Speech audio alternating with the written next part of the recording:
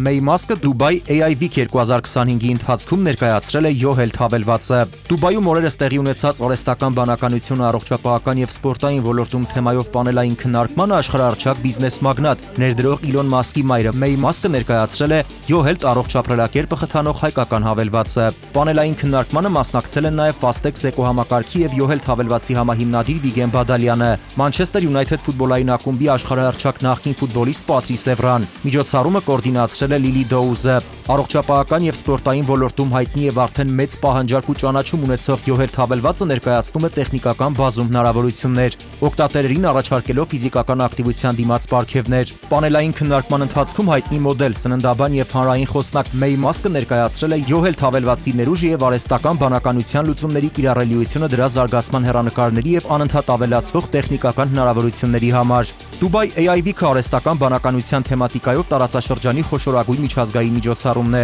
Այն միավորում է տեխնոլոգիական ընկերություններ, նորարարական ստարտափ նախագծեր եւ մեկ հարկի տակ հավաքում ներդրողների ամբողջ աշխարհից։ Dubai AI Week-ի շրջանակում քննարկվել են AI-ի ներկան, ապագան եւ դրա կիրառելիությունը ժամանակակից աշխարհում։ Այս տարի միջոցառմանը մասնակցել են մի շարք առաջատար ընկերություններ, ինչպիսիք են Google DeepMind-ը, Microsoft AI-ը,